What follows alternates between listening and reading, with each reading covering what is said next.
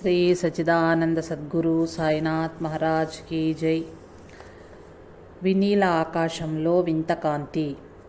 రాఘవాచారి ఒక పెద్ద ప్రభుత్వ ఉద్యోగి, దివ్య జ్ఞాన సమాజ సభ్యుడు, నిర్మలాంతఃకరణుడు. భగవాన్ దగ్గరకు వస్తూ పోతూ ఉంటాడు. ఎప్పుడూ ఏమీ అడగడు. వారి సన్నిధిని శాంతిని అనుభవించటమే చాలు ఆయనకు. ఆచారికి ఒకనాడు ఒక బుద్ధి పుట్టింది. భగవాన్ను 3 ప్రశ్నలు అడగాలని. 1వ ప్రశ్న, ఎవరూ లేనప్పుడు మీ దర్శనం కావాలి నాకు, ఎప్పుడు అనుగ్రహిస్తారు? 2వ ప్రశ్న, దివ్యజ్ఞాన సమాజాన్ని గురించి తమ అభిప్రాయం ఏమిటి? 3వ ప్రశ్న, అర్హుడని తోస్తే నాకు తమ నిజ రూపం చూపించండి. ఎప్పటిలాగే భగవాన్ దర్శనానికి వెళ్ళాడు. అప్పుడు భక్త బృందం పరివేష్టితులై ఉన్నారు. భగవాన్ రాఘవాచారి వచ్చిన కాసేపట్లోనే భక్తులు ఒకరొకరు బయటకు వెళ్ళిపోయారు. అడగనక్కర్లేకుండానే ఆయన మొదటి ప్రశ్నకు సమాధానం దొరికింది. ఎప్పుడో కాదు, అప్పుడే అనుగ్రహించారు భగవాన్. ఆచారికి ఏకాంత దర్శనం. 2వ ప్రశ్న కూడా అడగలేదాయన. అడుగుదామని అనుకుంటుండగానే మీరు దివ్యజ్ఞాన సమాజ సభ్యులు కాబోలు, ఆ సమాజము మంచి పని చేస్తోంది అన్నారు భగవాన్. అడుగుదామనుకున్న 2వ ప్రశ్నకు అడగకుండానే జవాబులు లభించినందుకు ఆశ్చర్యపోయాడు ఆచారి. 3వ కోరికను కూడా తమంతట తామే తీరుస్తారేమోనని నిశ్శబ్దంగా కూర్చున్నాడు. కానీ భగవాన్ అటువంటి పనేమీ చేయలేదు. అప్పుడిక అడగక తప్పలేదాయన. అర్జునుడికి కృష్ణ పరమాత్మ విశ్వరూపం సందర్శనం లభించింది. నాకు తమ నిజరూపం చూడాలని ఉంది, అర్హుడని తోస్తే అనుగ్రహించండి అని భగవాన్ని ప్రార్థించాడు. భగవాన్ సూటిగా ఆచార్య కళ్ళల్లోకి చూచారు. ఆయన కూడా భగవాన్ని చూస్తుండగానే భగవాన్ భౌతిక శరీరం అదృశ్యమైంది. ఆకాశం, అక్కడొక తెల్ల మబ్బు, అందులో నుండి దుర్నిరీక్ష్యమైన కాంతిపుంజం. చూడలేక కళ్ళు మూసుకున్నాడు ఆచారి. కొంతసేపటి కళ్ళు తెరిచేసరికి భగవాన్ యథాస్థానంలో యథాప్రకారమే కనపడ్డారు. తను చూచినది భగవానుకు విన్నవించుకోగా, మీరు చూసింది ఒక దృశ్యం మాత్రమే, నాకు రూపం లేదు, ఆత్మకు నామ రూపాలు లేవు అన్నారు భగవాన్. ఆత్మకు నామరూపాలు లేవు అన్నారు భగవాన్. భగవానుకు కొండ మీద కోతులు, పక్షులు, ఉడతలు అన్నింటితోనూ స్నేహమే. అక్కడి తేళ్లన్నీ పాములన్నీ కూడా చంపనీయరు. ఈ కొండ వాటి రాజ్యం, మనం వాటి అతిథులం అంటారు. అంతేకాదు, అవి కూడా మనవలనే కర్మశేషాన్ని తీర్చుకోవటానికి వచ్చాయి అంటారు. పక్షులు వారి చేతుల మీదుగా ఆహారాన్ని తీసుకుంటాయి, వారి దోసిట్లలో నీళ్లు తాగుతాయి. ఉడతలంతే. ఒక కాకి తన పిల్లను భగవాన్ రక్షణలో పెట్టిపోయేది. వారు ఆ పిల్లకు స్వహస్తాలతో ఆహారం పెట్టేవారు. పులులు, చిరుతలు కూడా ఆ రోజులలో కనపడేవి. భక్తులు భయపడి గుహలోకి పారిపోయేవారు. భగవానికి ఏమి భయం? వారక్కడే ఉండేవారు. వారిని చూస్తూనే దారిన అవి పోయేవి. మదాత్మ సర్వభూతాత్మ. పులి అనగానే ఒక మిత్రుడు చెప్పిన విషయం గుర్తుకొచ్చింది. ఒక మహాత్ముడు శిష్య బృందంతో సహా అడవి మార్గాన వెళ్తున్నాడట. అలా వెళ్తుండగా గాండ్రిస్తూ ఒక పులి ఎదురైందట. శిష్యులు గడగడా వణికిపోయారట. మీకు వచ్చిన భయమేమీ లేదు, నేనున్నానుగా, నా చుట్టూ నిల్చోండి అన్నాడట ఆ మహాత్ముడు. ఇటువంటి మహాత్ములు లక్షోపలక్షలు. భగవాన్ వంటివారో సంభవామి యుగే యుగే. పెద్ద పులి గాండ్రింపుని, కోతి కిచకిచలను అర్థం చేసుకోగలరు భగవాన్. వాటితో మాట్లాడగలరు కూడా. ఒకప్పుడు ఒక పెద్ద పులి గాండ్రించినప్పుడు భక్తులు గజగజా వణికిపోయారు. భయమెందుకు? వారొక సిద్ధులు, నన్ను చూడాలని వచ్చారు అన్నారు భగవాన్. నమ్మశక్యం కాదంటాం మనం. అయితే భగవాన్ అబద్ధాలు చెప్పడానికే అవతరించారని అనగలమా? కోతుల్లో రాజులు, రాజ్యాలు, రాయబారాలు, యుద్ధాలు ఉన్నాయి. వాటి వివాదాలు విని తీర్పు చెప్పి రాజీ చేస్తారు భగవాన్. మనిషి పెంపకంలో ఉండి మనిషితో స్నేహంగా ఉండే కోతులను వెలివేస్తాయి మిగతా కోతులు. కానీ భగవాన్ విషయంలో మాత్రం వాటికి పట్టింపు లేదు. ఎప్పుడో ఒక కోతి పిల్లని ఒక పెద్ద కోతి బాగా కరిచింది. ఆ కోతి పిల్ల ఎలాగో విరూపాక్షి గుహకు కుంటుకుంటూ చేరి సృహ తప్పి పడిపోయింది. చచ్చిపోయింది అనుకున్నారు. కానీ భగవాన్ దానికి ఎంతో పరిచర్య చేసి బ్రతికించారు. బ్రతికింది కానీ కుంటిదిగానే ఉండిపోయింది. అందుచేత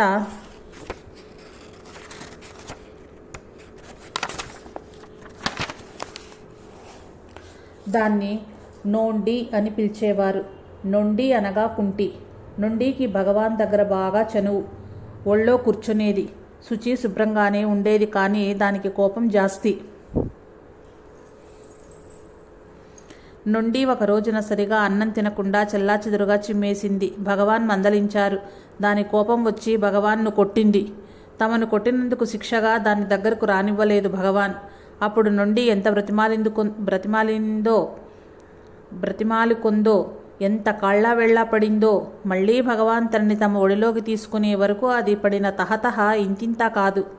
ఒకనాడు భగవాన్ నొండి, నువ్వు రాజు అయినప్పుడు నన్ను మర్చిపోకు సుమా అన్నారు. కొన్నాళ్ల తర్వాత నిజంగానే రాజు అయింది నొండి. భగవాన్ సమక్షంలోనే పట్టాభిషేకం చేసుకోవాలని తన అనుచరులతో సహా విరూపాక్షి గుహకు వచ్చింది. అప్పుడు అక్కడ భగవాన్ లేరు. నొండికి ఆశాభంగమైంది. అది దాని అనుచరులు అక్కడ చెట్టు చేమల్ని ధ్వంసం చేసి వదిలిపెట్టాయి. భగవాన్ వచ్చిన తర్వాత చెప్పారు భక్తులు నొండి చేసిన ఘనకార్యం.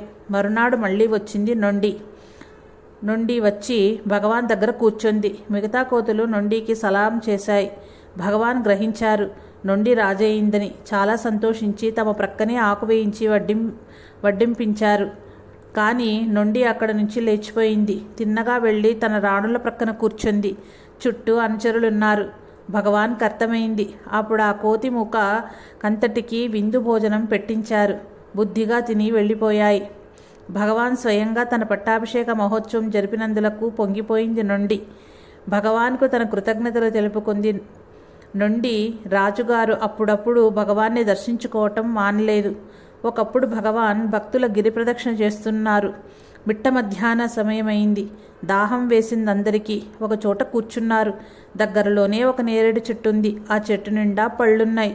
కానీ వాటిని కోసుకోవటానికి ఒప్పుకోరు భగవాన్. అదెవరి సొత్తని, అదెవరి సొత్తోనని. ఎక్కడి నుండి వచ్చి పడ్డాయో కోతులు. ఒక దండంతా వచ్చింది. ఆ నేరేడు చెట్టు మీదకెక్కాయి. దాని కొమ్మలను ఊపి వదిలిపెట్టాయి. నేల మీదకు బోలెడు పళ్ళు రాలాయి. రాలిన పండ్లు నొకదాన్ని ముట్టుకోలేదవి. రాలిన పండు నొక్కదాన్ని ముట్టుకోనీలేదవి. ఎలాగ వచ్చాయో అలాగే వెళ్ళిపోయాయి. చూశారా వాటి కృతజ్ఞత. మన దగ్గర ఎప్పుడో ఏవో తిన్న కోతులే అవి అన్నారు భగవాన్. కోతులు రాల్చిన పళ్ళని తిని తమ దాహం తీర్చుకున్నారు భక్తులు. భగవాన్ ఒకనాడు కొండ మీద తిరుగుతుండగా వారి తొడ ఒక పొదకు రాసుకుంది. అక్కడున్న కందిరీగల తుట్ట రేగి భగవాన్ తొడని బాగా కుట్టాయి. భగవాన్ అక్కడి నుంచి మెదల్లేదు. వాటి ఏకాంతాన్ని భంగం చేసి తమ తొడకి అది తగిన శిక్షే అనుకున్నారు. బాగా కుట్టి వదిలిపెట్టిన తరువాత గుహకు చేరుకున్నారు. పలని చూచి బోరున ఏడ్చాడు. వారి తొడ బాగా వాచిపోయి ఉంది. ఆ కందిరీగల ముక్కులు తొడలో విరిగి సూదుల్లాగా తగులుతున్నాయి. పలని 3 రోజుల పాటు వరుసగా తీశాడా ముళ్ళన్ని. భగవాన్ కాలు మళ్ళీ మామూలుగా కావటానికి కొన్ని రోజులు పట్టింది. భగవాన్ దర్శనానికి రోజు వస్తుండేది ఒక కుక్క. దానిని భగవాన్ ప్రేమగా కరుప్పన్నని పిలిచేవారు. దానికి కూడా రోజు ఆహారం పెట్టేవారు. ఒకనాడెవరో దాని విషయంలో మోటుగా ప్రవర్తించటం వలన రావటం మానేసింది. గుహకి వాన కురుస్తున్నా అలాగే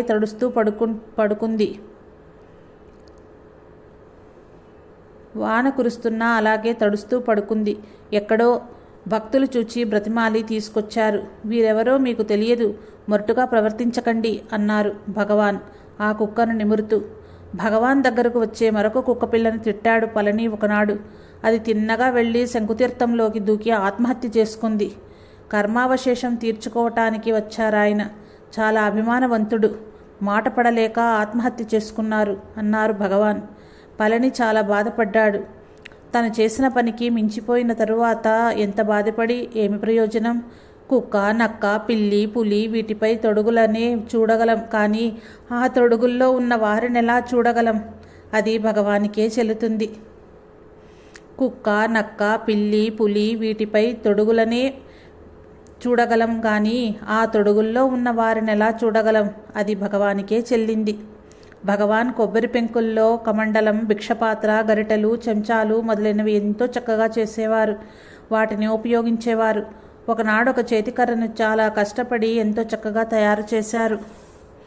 చెయ్యటం పూర్తయిందో లేదో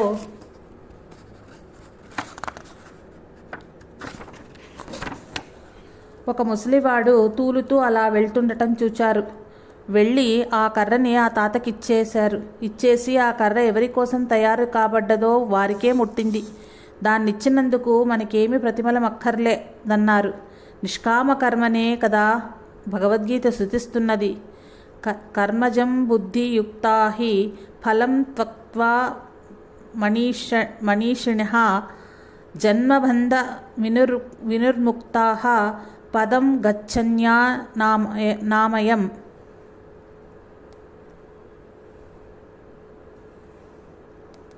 భగవాన్ దర్శనానికి ఎంతోమంది భక్తులు వస్తారు. వారిలో కొందరికి భగవాన్ సేవకు అంకితమైపోవాలని ఆకాంక్ష. వారి పరిచర్య భాగ్యం ప్రప్రథమంగా లభించింది పళనిస్వామికే. ఆ తర్వాత అయ్యాస్వామి, కందస్వామి, పెరుమాళ్ స్వామి భగవాన్కు సేవ చేశారు. వీరంతా భగవాన్ విరూపాక్ష గుహల్లో ఉండగా చేరినవారు. ఆ తర్వాత ఇంకా ఎంతోమందికి వారి సేవాభాగ్యం లభించింది. అందరికందరూ త్రికరణ శుద్ధిగా భగవాన్ సేవకు అంకితమైన వారే. వాసుదేవ శాస్త్రి సద్బ్రాహ్మణుడు, మధుర స్వభావుడు. భగవాన్కు 32 సంవత్సరాలు నిండిన సందర్భంలో వారి జయంతిని, జన్మదిన మహోత్సవాన్ని జరపాలని తలపెట్టాడు. పుట్టినరోజు నాడైనా పుట్టినందుకు ఏడవక పుట్టినరోజు అంటూ ఏదో వేడుక చెయ్యాలని ఉబలాట పడతారెందుకు? ఆ వేళైనా నేనెవరిని, ఎక్కడి నుంచి వచ్చాను అని విచారణ చెయ్యకూడదా? జనన మరణాలు లేని ఆత్మలో ఆత్మగా మిగిలిపోయిన రోజే నిజమైన పుట్టినరోజు అన్నారు భగవాన్. వారంటే మాత్రం భక్తులు వింటారా? చెయ్యాలంటే చేయాలన్నారు, చేసేశారు. ఆనాటి నుంచి శ్రీ రమణ జయంతి మహోత్సవాలు జరుగుతూనే ఉన్నాయి.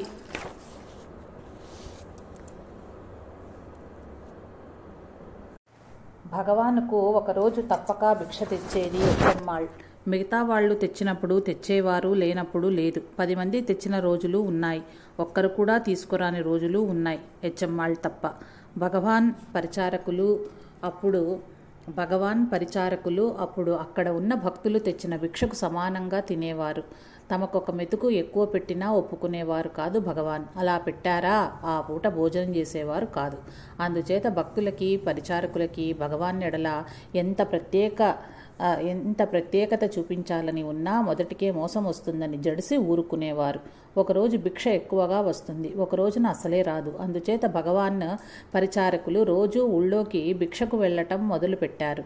భగవాన్ పరిచారకులని తెలిస్తే అందరికందరూ భిక్ష పెట్టేవాళ్లే. ఇది కనిపెట్టి ప్రతి బైరాగి, ప్రతి సన్యాసి భగవాన్ పరిచారకుడనే చెప్పుకునేవాడు. పెరుమాళ్ స్వామి ఈ దొంగ సన్యాసుల నాటకం కనిపెట్టేశాడు. వీళ్ళ ఆట కట్టించాలని భగవాన్ దగ్గరకు వెళ్ళి తమకొక గీతం రాసివ్వమని, ఆ గీతాన్ని పాడుకుంటూ భిక్షకు వెళ్తామని అర్థించాడు. భగవాన్ అలాగే రాసిచ్చారు. ఆనాటి నుండి ఆ గీతాన్ని పాడుకుంటూ వచ్చిన బృందాన్నే భగవాన్ పరిచారకులుగా గుర్తించి భిక్ష వేసేవారు. ఈ పరిచారకులు కూడా అవసరమైనంత వరకే భిక్షను సేకరించి గుహకు వెళ్ళిపోయేవారు. భగవాన్ రాసిచ్చింది ఒక అపూర్వమైన గీతం. దాని పేరు అక్షరమణమాల. అక్షరమణమాల అనగా వివాహ సమయంలో వధువు వరుని మెడలో వేసే పూలమాల. అందులో నాయకుడు అరుణాచలుడు, నాయకి శ్రీ రమణ భగవాన్. పూలహారం పట్టుకుని నాయకుడిని ప్రార్థిస్తుందా నాయకి తనను స్వీకరించమని. ఒకప్పుడు ముగ్ధ, ఒకప్పుడు ప్రౌఢ, మరొకప్పుడు విరహిణి. ఈ విధమైన రూపాలు దాలుస్తుంది నాయిక. నాయకుడికి నాయిక ప్రార్థనను అందించక తప్పలేదు. నాయకుడి మెడలో ఆ పూలహారాన్ని వేస్తుంది. ఆనాటి వెంకటరామన్ ఈనాడు అమ్మాయిగా మారి అరుణాచలుడని అబ్బాయి గారిని పెళ్లాడాడు. అక్షరమణమాలకు పల్లవి: అరుణాచల శివ అరుణాచల శివ అరుణాచల శివ అరుణాచల అరుణాచల శివ అరుణాచల శివ అరుణాచల శివ అరుణాచల. ఈ గీతంలో 108 చరణాలున్నాయి. వాటిలో కొన్ని అరుణాచలము అనుచు స్మరించు వారల అహము నిర్మూలింపు మరుణాచల. నిన్ను ధ్యానించే వారి అహంకారాన్ని రూపమాపు అని ఒక అర్థం. నేనంటూ వేరే లేకుండా చేసేయి, నేనే నీవే నేనై ఉండిపోదాం అని ఇంకొక అర్థం.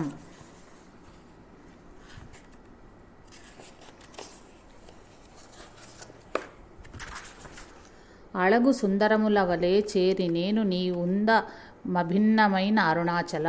భగవాన్ తల్లి పేరు అళగమ్మ, తండ్రి పేరు సుందరమయ్యార్. నా తల్లిదండ్రులు ఉన్నంత అన్యోన్యంగా ఉందామని ఒక అర్థం. అళుగు అంటే సౌందర్యం, సుందరమన్నా సౌందర్యమే, సౌందర్యములో సౌందర్యంగా ఏకమైపోదామని ఇంకొక అర్థం.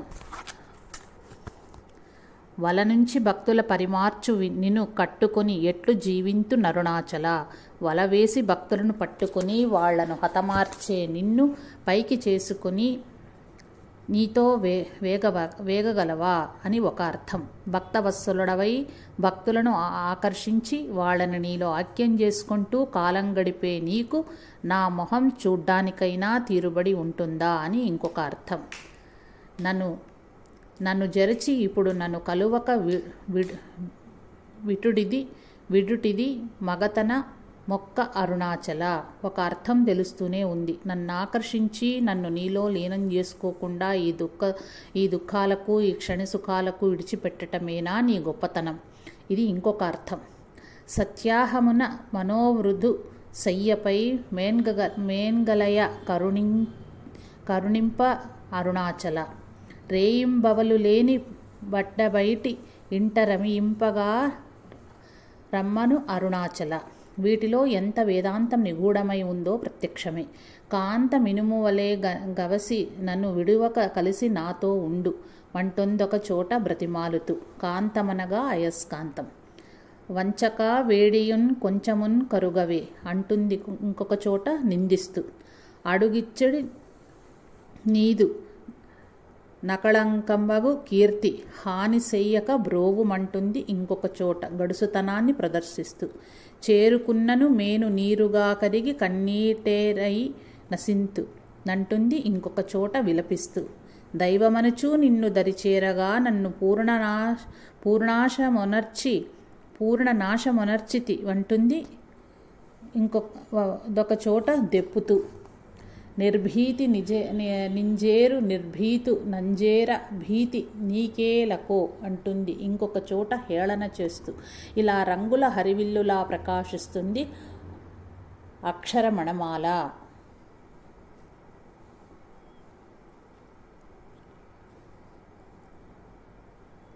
భగవంతుని కన్నా తల్లికి కూడా భగవంతుడిని కన్న తల్లి కూడా కష్టాలేనా, ఆమెకు కూడా తప్పవు కాబోలు. శ్రీరామచంద్రుని కన్న కౌశల్యాదేవి, శ్రీకృష్ణ పరమాత్మను కన్న దేవకీదేవి, బుద్ధ భగవాన్ను కన్న మాయాదేవి, వీరందరూ పడిన కష్టాలు జగద్విదితమే. ముఖ్యంగా వారు బిడ్డలకు దూరమై దుఃఖించారు. అళగమ్మ చిన్న కుమారుడిని విడిచిపెట్టి వెళ్ళిన తరువాత పెద్ద కుమారుడు నాగస్వామి చనిపోయాడని తెలుసు కదా. ఇప్పుడు మరిది నెల్లియప్పయార్ కాలం చేశాడు. మూడవ కుమారుడు నాగసుందరం భార్య కూడా వెళ్ళిపోయింది. పసివాడనుకొని విడిచిపెట్టి వృద్ధాప్యంలో తన్ను కనిపెట్టుకుని ఉండేందుకు ఎవరూ లేకపోయారు. తోడికోడలు జానకమ్మ కూడా వృద్ధురాలే. గత్యంతరం లేక మనవడు నాగసుందరం కొడుకు వెంకటరామని కూతురు అలిమేలు మంగకు అప్పజెప్పి తను భగవాన్ దగ్గరకు వచ్చేసింది అళగమ్మ. అళగమ్మ వచ్చిన తరువాత విరూపాక్షి గుహలో వంట ప్రారంభమైంది. ఎవరూ ఏమీ అడగకుండానే కావలసిన ఉప్పు, పప్పు, గిన్నె, దొన్నె సమకూర్చారు భక్తులు. ఒక రోజున అప్పడాలు చేయటం మొదలుపెట్టింది అళగమ్మ. భగవాన్ తల్లికి సాయం వెళ్లారు. పాట పాడుతూ అప్పడాలు ఒత్తసాగారు. ఆ పాటలో ఎంత బోధ! ఆ పాట ఇది.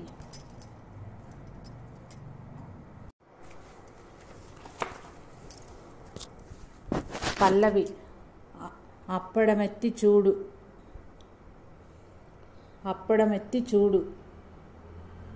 అది తిన్నప్పుడే నీ ఆశ తీరు. పల్లవి. అప్పడమొత్తి చూడు అది తిన్నప్పుడే నీ ఆశ తీరు. అనుపల్లవి. ఇప్పుడమి ఎందున నెమరి తిరుగక సద్బోధాంధుడవు సద్గురునాథుడు చెప్పక చెప్పెడు తత్వమగు సమము గొప్పది లేనట్టి ఒక మాట చొప్పున.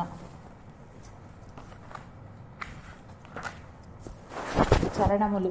తానుగాని పంచకోశ క్షేత్రమునందు దానుగా పెరు గవిమాన మినుములను నేనెవ్వడను విచార తిరుగలిలో నేను గానని పగులగొట్టి పిండియు చేసి సత్సంగమనిడి నల్లేరు రసముతో శమదమనములను జీలకర్ర మిరియాలు యుపరతి యుననట్టి ఉప్పును గలిపి సద్వాసన ఎనడి ఇంగువను చేర్చి రాతి చిత్తము నేనని భ్రమయక లోదృష్టి రోకటితోను మానక దంచి శాంతమౌ కొడుపుతో సమమగు పీటపై సంతత మలయక సంతసంబు తోడ మౌనముద్ర ఎనడి ముగియని పాత్రమున జ్ఞానాగ్నిచే గ్రాగు సద్బ్రహ్మానుగృతమున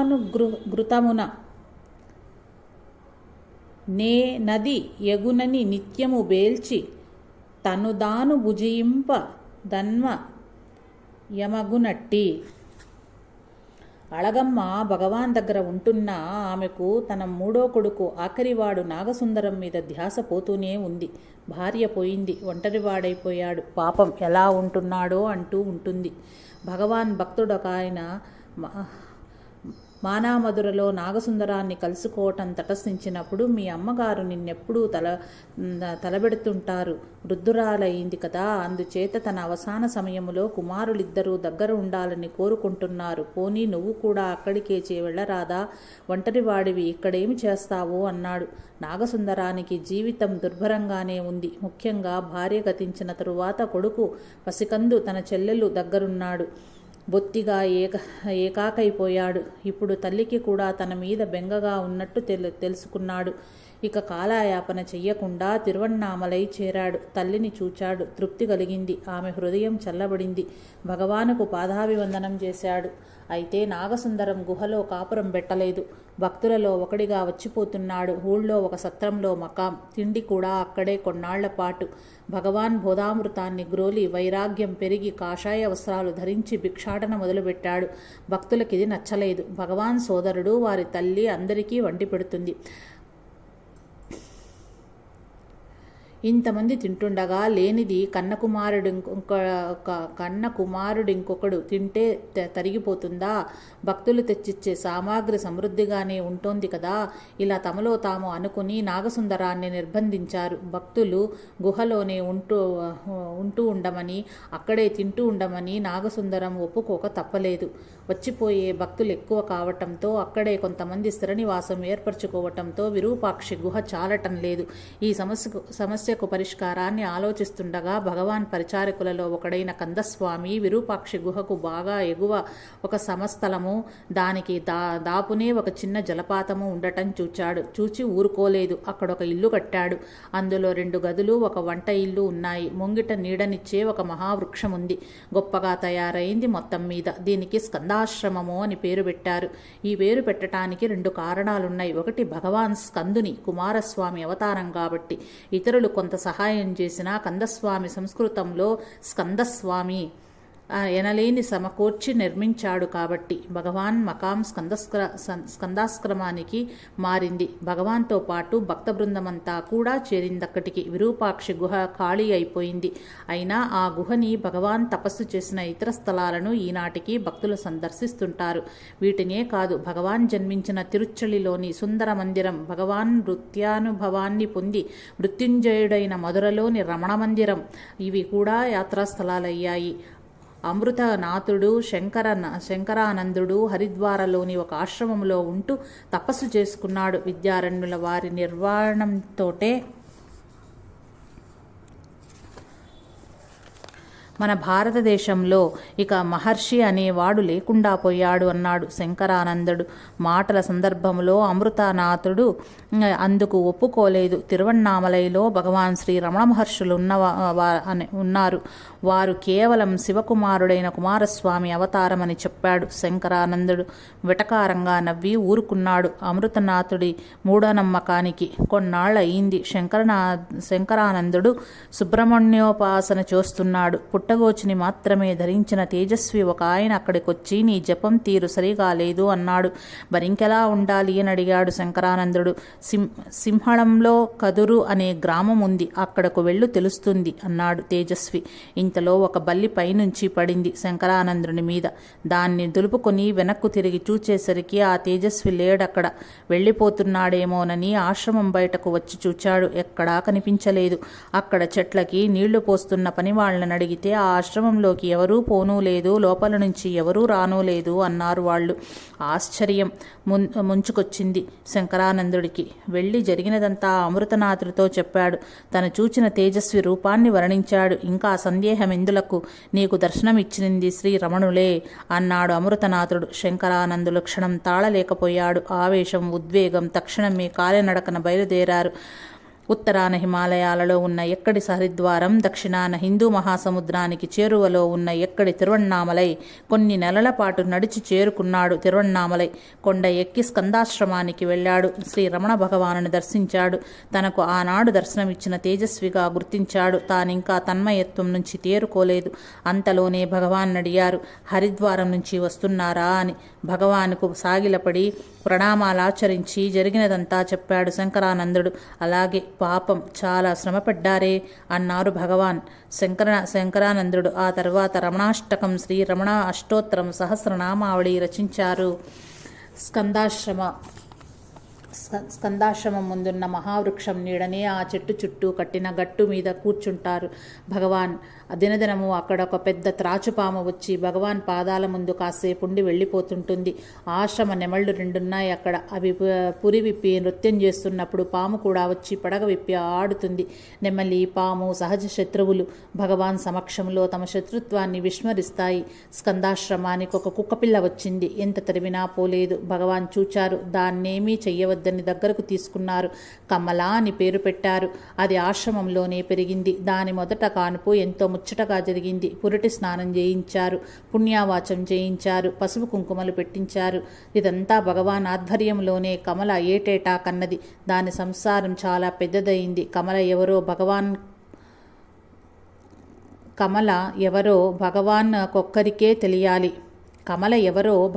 ఒక్కరికే తెలియాలి. భగవాన్ స్కందాశ్రమంలో ఉండగానే వారి పరిచారక వర్గంలో మరొక ఇద్దరు చేరారు, కుంజుస్వామి, రామస్వామి. వీరిద్దరూ కూడా ఇతర పరిచారకులకు ఎంతమాత్రం తీసిపోని భక్తి తత్పరులు, సేవా పరాయణులు.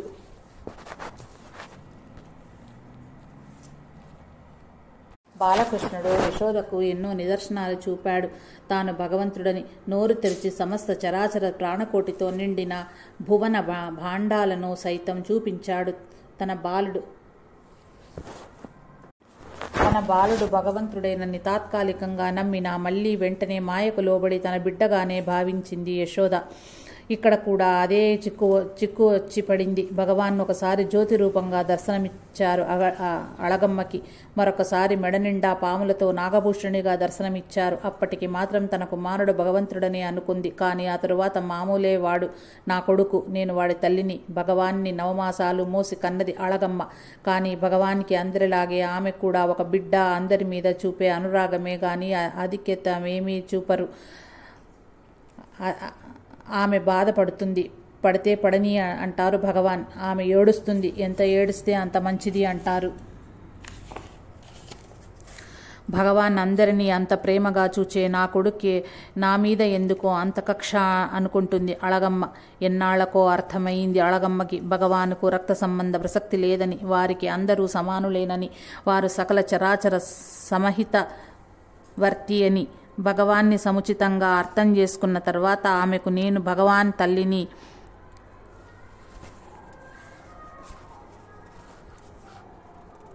ఎన్నాళ్లకో అర్థమైంది అళగమ్మకి భగవాన్కు రక్త సంబంధ ప్రసక్తి లేదని, వారికి అందరూ సమానులేనని, వారు సకల చరాచర సమహిత వర్తి అని. భగవాన్ని సముచితంగా అర్థం చేసుకున్న తరువాత ఆమెకు నేను భగవాన్ తల్లిననే అహంకారం నశించింది. అందుకే కదా భగవాన్ ఆమెను నిర్దాక్షిణ్యంగా చూడవలసి వచ్చింది. భగవంతుడు తన బిడ్డలను తన దగ్గరకు తీసుకోవటానికి సామ, దాన, భేద దండోపాయాలను ఉపయోగిస్తాడు. భగవాన్ జాతి, కుల, మత భేదాలు పాటించరు. అళగమ్మ పూర్వాచార పరాయణురాలు. తల్లి మూఢనమ్మకాలు, అర్థం లేని ఆచారాలు మాన్పించటానికి ఎంతో పాటుపడ్డారు. నీ మడిబట్ట ఎవరో తాకారంటారు భగవాన్. అళగమ్మ మళ్ళీ బట్ట తడిపి ఆరవేసుకుని స్నానం చేస్తుంది. ఆ గిన్నెను ముట్టుకున్నావెలాగా, మాలవాడు తెచ్చి అక్కడ పెట్టాడిప్పుడే అంటారు భగవాన్. అళగమ్మ మళ్ళీ స్నానం చేస్తుంది. పాపం వయసు మళ్ళిన తల్లి రోజుకెన్నిసార్లని స్నానం చేయగలదు. ఎవరో చెప్పారు భగవాన్ నిత్య శుచి, వారిని తాకితే చాలు వేరే స్నానం చేయనక్కర్లేదని. అప్పటి నుంచి అలా చేయటం ప్రారంభించింది. అళగమ్మకు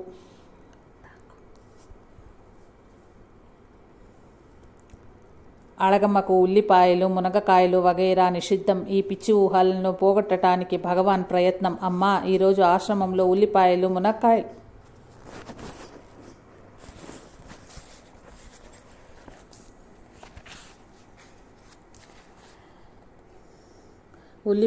మునగకాయలు తప్ప మరి ఇంకేమీ లేవు. తిన్నావో నువ్వు స్వర్గానికి వెళ్ళేటప్పుడు ఉల్లిపాయల పర్వతాలు, మునగ మహారణ్యాలు అడ్డొస్తాయి. ఎలాగమ్మా అంటారు. ఎన్ని విధాలో ప్రయత్నించారు భగవాన్. తల్లి మూఢనమ్మకాలు పోగొట్టడానికి చివరికి పోయాయి కూడా.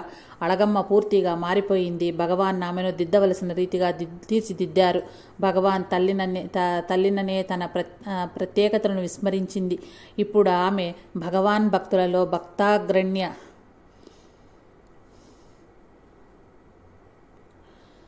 ఇప్పుడు ఆమె భగవాన్ భక్తులలో భక్తాగ్రణ్య.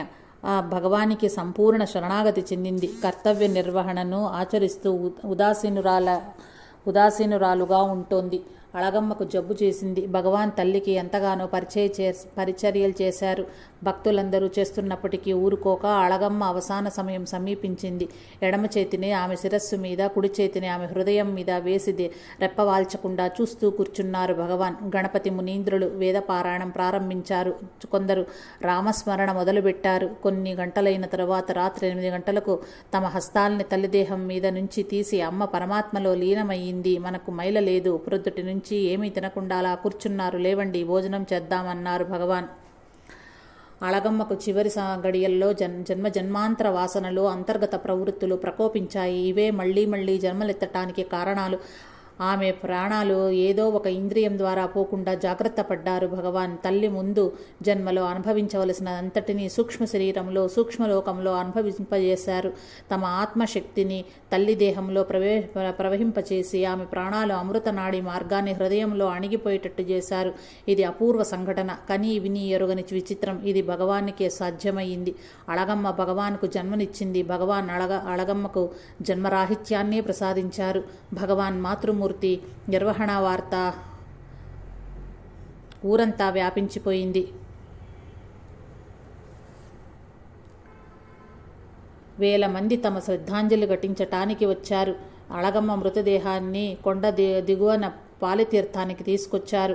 అక్కడ ఒక రావి చెట్టు నీడలో గొయ్యి తవ్వి అమ్మ దేహాన్ని అందులో ఉంచి విభూతి, కర్పూరం ఇంకా అనేక పరిమళ ద్రవ్యాలను ఆ దేహం మీద పోసి పుడిచి దాని మీద ఇటుకలతో సమాధి కట్టారు. అదే సమయానికి కాశీ నుంచి అక్కడికి వచ్చిన వారెవరో ఒక లింగాన్ని తెచ్చారు. దానిని అమ్మ సమాధి మీద ప్రతిష్ఠింపజేశారు. గణపతి మునీంద్రులు దానికి మాతృభూతేశ్వరుడు అని నామకరణం చేశారు.